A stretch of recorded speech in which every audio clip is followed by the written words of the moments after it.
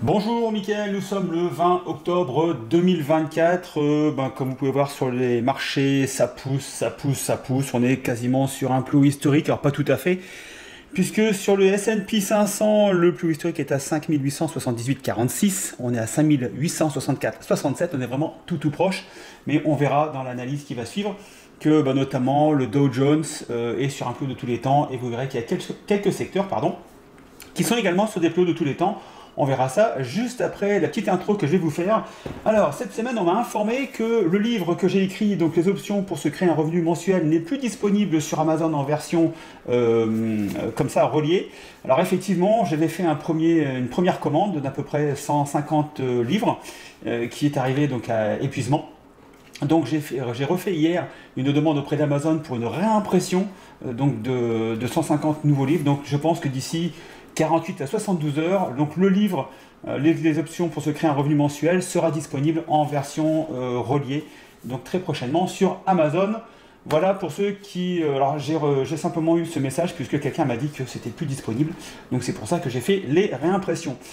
Également concernant la formation niveau 1 qui a lieu normalement du 23 au 26 novembre 2024, donc dans quasiment un mois, il y a de très fortes probabilités que cette formation soit décalée du 7 au 10 décembre 2024, donc 15 jours plus tard. On maintiendra la formation niveau 2, donc la semaine d'avant.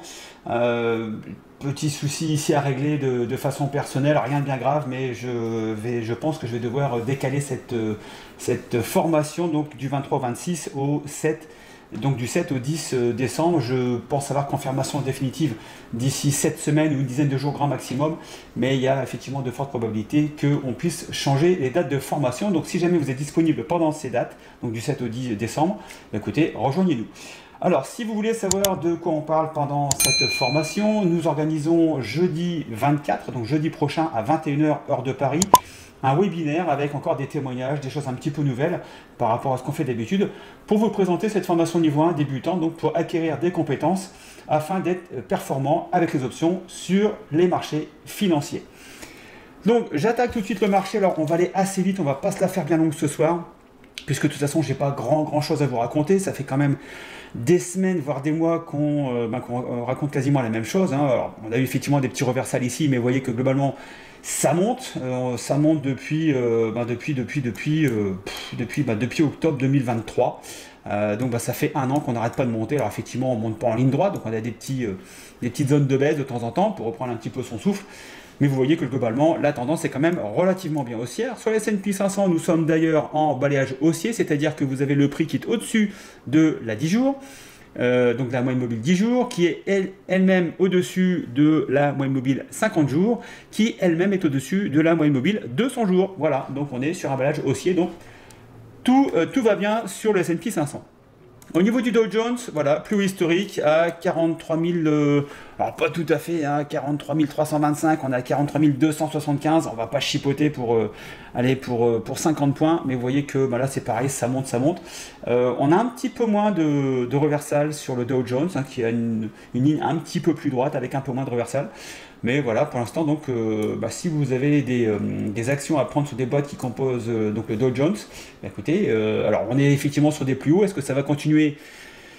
Je ne sais pas. Je ne sais pas si les élections qui auront lieu maintenant ici dans 15 jours auront un impact sur les marchés. Alors je sais qu'en Europe, on est pro-Harris. Ici aux États-Unis, apparemment, Trump a pris une petite avance, voire une avance confortable. Donc on verra, mais voilà, pour discuter, apparemment l'Europe voudrait que ce soit Harris qui passe. Personnellement, je ne vote pas, donc je m'en fous, et de toute façon, l'un ou l'autre, je continuerai à vivre ici, quoi qu'il arrive. Alors, le QQQ, donc là, on n'est pas sur un plus historique qui était à 502,81, on est à 494,47. On est un petit peu en retard sur les technologies, on verra ça dans les secteurs, mais bon, il y a toujours de très bonnes opportunités à prendre au niveau des techs. Au niveau des semi-conducteurs, on a eu pas mal de corrections cette semaine, et puis c'est bien reparti. Je crois qu'il y a eu un problème avec ASM, ils se sont trompés dans les dates de résultats, ça a créé un petit peu un imbroglio, mais voilà, tout est rentré dans l'ordre, donc rien de bien grave. Alors, le Russell 2000, le Russell 2000, lui, il pousse bien, hein, puisque on est quasiment sur les plus hauts, à 227,85 pour 225,65. On avait ici donc différentes zones de congestion que là on a bien cassé maintenant il y a à peu près il y a, allez, un mois, il y a 5 semaines. Et vous voyez que bon là on bute sur les plus hauts à 225. Donc à voir ce que ça va donner. Mais là pareil, on est sur une belle tendance haussière avec toujours un balayage haussier. Donc pour l'instant, alors ce qu'on va appeler les middle small cap au niveau donc, du marché américain, bah, écoutez, plutôt une belle tendance haussière. Donc voilà, ce sont des valeurs, vous pouvez rechercher les valeurs qui composent justement le Russell 2000 et puis bah, voir s'il y a quelques-unes qui superforment le Russell 2000 pour pouvoir rentrer dessus si vous le souhaitez. Alors, XLV, donc maintenant on va faire un tour au niveau des secteurs. Alors, XLV, ici, donc le secteur des healthcare, voilà, léger reversal en ce moment, on est sous la 50 jours pour l'instant. Bon, bah écoutez, c'est peut-être le moment de regarder des sociétés pour rentrer qui ont fait un petit retour là sur un support. Et puis bah, aller voir s'il y a des boîtes qui peuvent être intéressantes pour l'instant. Il y a d'autres secteurs qui poussent bien, notamment donc, les consumer staples. Là, on est sur un range. Maintenant, depuis à peu près un mois et demi, on avait descendu sous l'orange. On avait ici, hop, je vais étendre cette, voilà ici, voilà. Donc on était venu reprendre appui sur le support donc, de ce canal haussier, zone d'orange. Bon, bah, c'est peut-être le moment d'aller voir des valeurs qui composent XLP, voilà. XLU, alors XLU ça pousse, voilà, on est quasiment sur un plus haut historique, allez on est à 55 centimes, 55 cents pardon, d'un plus haut historique, donc les utilities ça pousse bien, on a notamment SMR qui est dessus, on va en parler juste après, puisqu'on a fait un super coup sur SMR, je vous en parle depuis des mois de SMR, avec donc des achats de call très long terme qui commencent à très fortement payer, donc j'espère que vous avez suivi, parce que nous on fait, alors ce ne sont pas des conseils, mais c'est ce que nous on fait, on vous retrace ce que l'on fait sur les marchés, puis après libre à vous de nous suivre ou de ne pas vous suivre. De ne pas nous suivre, pardon. Alors, les domaines des financières, là, écoutez, pareil, ça pousse. Voilà, donc là, vous avez toutes les bancaires. Donc, écoutez, vous regardez. C'est vrai qu'on est quand même sur des plus hauts. Au niveau du MACD RSI, on commence à arriver sur des zones de survente. Donc, peut-être un retour. C'est vrai que si on pouvait avoir un retour sur les 46, 50, voilà, pourquoi pas un petit retracement et puis voir s'il y a moyen d'aller faire quelques bons achats, soit d'actions, soit de call. Au niveau des ventes de put, donc j'ai oublié le VIX, non mais vous vous rendez compte? Voilà, donc j'ai oublié le VIX qui est quand même l'indicateur que nous regardons en priorité tout le temps pour les options. Donc là on est en dessous de notre niveau qui se situe entre 20 et 22 à peu près, on est redescendu sur les 18. Là, il y a peut-être une possibilité de retourner vers les 15. Si le marché cette semaine continue de monter tranquillou, je pense qu'on pourrait repartir sur un VIX autour des 15. Écoutez, ça pourrait être un bon plan pour rentrer sur les achats de call, notamment, puisque là, les primes seront pas chères à l'achat. Par contre, au niveau de la vente, c'est un peu plus compliqué, puisque si c'est pas cher à l'achat, c'est pas cher à la vente non plus. Donc, on récolte pas des masses de primes pour un risque qui est toujours le même. Donc, voilà, c'est pour ça que nous, on aime bien vendre des puts quand le VIX est haut, comme nous avons fait ici au mois d'août. Là, on s'est franchement régalé. J'arrête pas de solder en ce moment des positions qui ont été prises il y a maintenant, donc août, septembre, octobre, donc ça fait à peu près 2 mois et demi. J'avais pris des puts sur 6, 7, 8 mois, voire un an. Puis là, je commence à liquider mon portefeuille, puisque les primes ne valent plus rien, donc je récupère de la marge. On vous apprend ça en formation. Alors, j'étais sur les financières, donc je vais revenir sur XLK. Donc XLK, donc on n'est pas sur un plus haut historique. Mais vous voyez que ça pousse toujours, c'est quand même ce qui tire le marché, notamment le S&P 500 vers le haut. Donc voilà, donc pareil, donc là il y a des valeurs à suivre, des valeurs à ne pas suivre. Donc, écoutez, je vous laisse faire vos analyses. Le domaine des materials, là on est carrément sur un plus haut, on est à 24 cents du plus haut historique, donc ça pousse bien au niveau des materials. Là pareil, donc on arrive légèrement en zone de suracheter au niveau du RSI, mais bon, à mon avis, il y a encore un potentiel de hausse. Ou alors, si cette semaine, il y a une prise de bénéfice, un retour sur les 96 pourrait être un bon plan pour garder les valeurs qui composent XLB, et puis aller voir s'il n'y a pas quelques opportunités sympas à aller voir. XLY, pareil, ça pousse bien, voilà, donc là, à mon avis, peut-être un peu plus un potentiel de hausse au niveau des consumer discretionary, puisque vous voyez qu'ici, on serait peut-être en préface de retournement du MACD.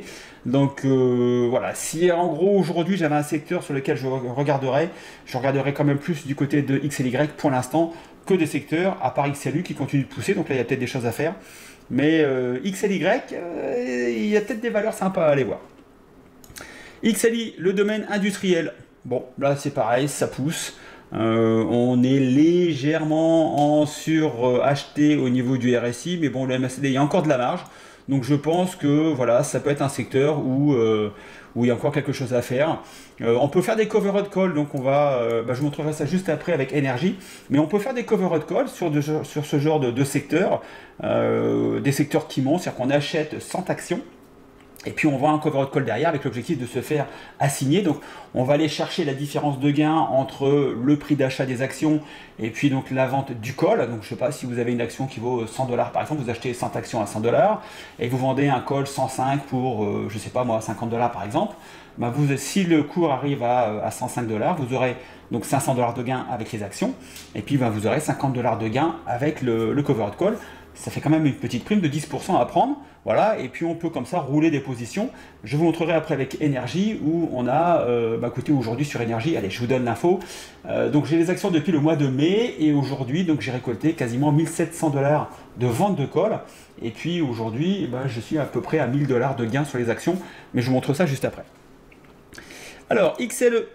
Le domaine de l'énergie, écoutez, moi je suis toujours bien sur le domaine de l'énergie, donc on a pas mal de puts sur l'énergie qui avait été prise, notamment au niveau du mois d'août. Bon, ça baisse pas trop, donc pour l'instant, tant que ça baisse pas en dessous de mes strikes, écoutez, mes primes descendent tout doucement. Voilà, il faut un peu plus de temps que si effectivement on avait une explosion au niveau du domaine de l'énergie. Mais pour l'instant, écoutez, voilà, je laisse passer le temps, je laisse couler le temps, et puis je récupère de la prime tranquillement. Donc pour l'instant, XLE, voilà, pas grand chose à faire. Je rentrerai sur ce secteur si effectivement le VIX nous donne un petit peu d'opportunité afin de récolter de jolies primes. XHB, les home builders, bon là écoutez, ça c'est ma grosse peine de l'année. Je vous ferai un bilan en fin d'année, mais bon, clairement, ce que j'ai fait sur XHB, ça va me coûter aujourd'hui, ça va me coûter à peu près 1000 dollars. Donc tous les puts que j'avais achetés, donc j'ai acheté des puts et le marché monte, et je vais le prendre dans les dents. Écoutez, ça fait partie du jeu. Je pensais que le marché allait s'écrouler au niveau des home builders, et écoutez, ça continue de monter, même si les nouvelles au niveau des prix de vente, notamment en Floride, ici également en Arizona, on commence à voir ce qu'on appelle des cut price, donc on coupe le prix de 5-10 000 dollars. Ça reste des maisons assez élevées quand même, hein. Il faudrait que les prix descendent de 50 voire 100 000 dollars pour que ça soit abordable par rapport au prix d'il y a 5 ou 6 ans. Mais notamment dans certaines régions en Floride, on arrive aujourd'hui à avoir des prix qui baissent de 20, 30 voire 40% dans certaines régions. Donc voilà, donc je me suis pris beaucoup trop tôt sur ce secteur, je vous l'ai dit plusieurs fois, mais je ne désespère pas de faire des bons coups à la baisse sur les home builders quand le marché en aura décidé. Mais cette fois-ci, j'attendrai un signal de baisse. Là, j'avais anticipé et à chaque fois qu'on anticipe à la bourse, à chaque fois, on se le prend dans les dents. C'est quasiment systématique. Et écoutez, j'apprends encore malgré donc 2007, malgré mes 17 ans de bourse. Alors, XRT, le domaine du retail. Donc là, je suis toujours short.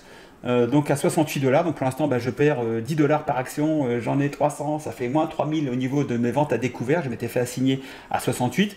Donc on avait une grosse zone de congestion ici, qui avait duré un bout de temps, donc depuis quasiment mai 2022, et puis donc là on bute, vous voyez, on bute régulièrement, donc on avait buté ici sur la zone des 76, et là on bute sur la zone des quasiment 80, 79-80, on n'arrive pas à en sortir. Moi j'aimerais bien que ça baisse, j'aimerais que ça casse ici la 200 pour aller chercher les 68 et enfin me sortir de ma vente à découvert sur le retail.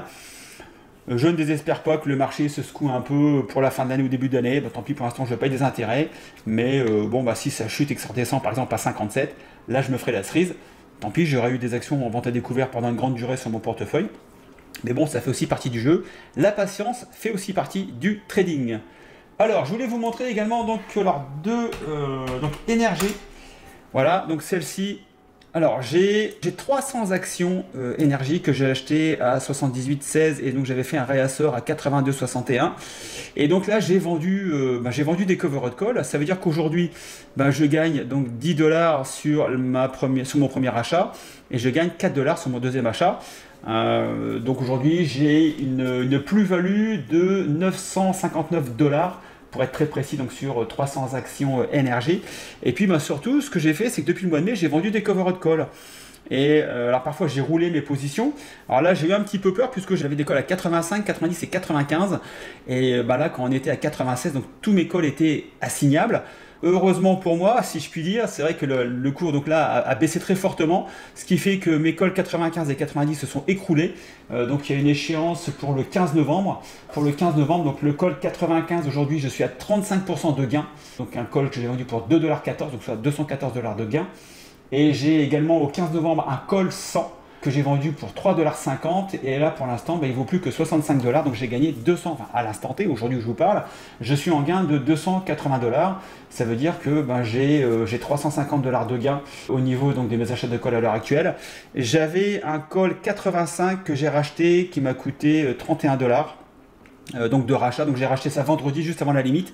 Je pensais qu'on allait descendre sous des 85, mais on est resté à 86, donc il y avait quasiment, donc il y avait plus beaucoup de, il y avait que de la valeur intrinsèque, il n'y avait plus du tout de valeur temps. Donc j'ai racheté mon contrat, donc pour l'instant donc j'ai 300 actions, j'ai un call 95 et un call 100 au mois de novembre. Et là donc j'espère qu'ici sur la 50 on va remonter, et dès que ça remontera, j'essaierai de revendre un call autour des 90 pour revendre un call 95, histoire de rattraper encore 500$ de gain avec mes actions, plus une prime qui devrait tourner autour des 200-250$. Ça paye bien énergie au niveau des primes.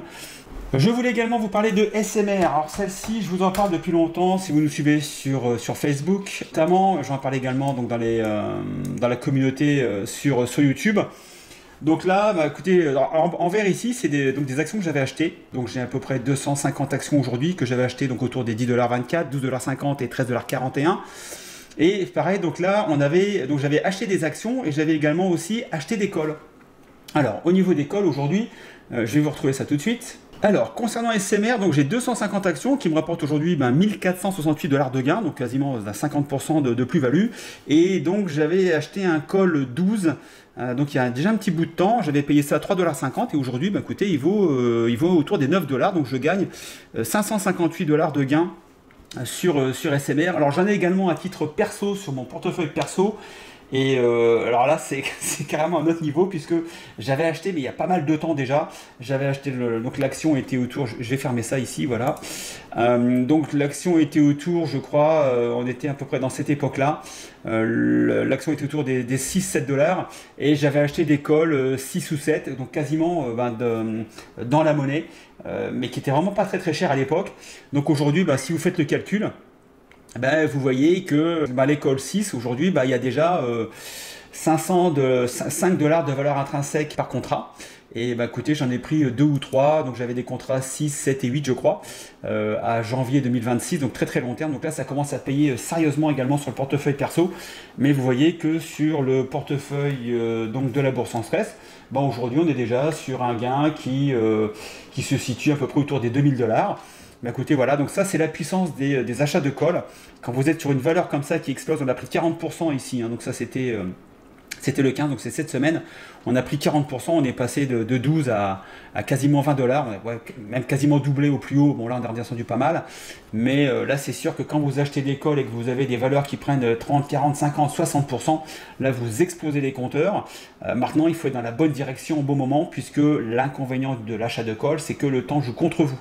Bon là j'ai le temps, j'ai pris janvier 2026, j'ai encore un peu plus d'un an, j'ai encore 14 mois pour laisser monter SMR. En plus on a une super bonne nouvelle puisque Amazon apparemment aurait conclu un accord pour des mini-centrales nucléaires, je dirais pas portatifs mais presque, et donc notamment avec SMR, et je pense que là ça va booster.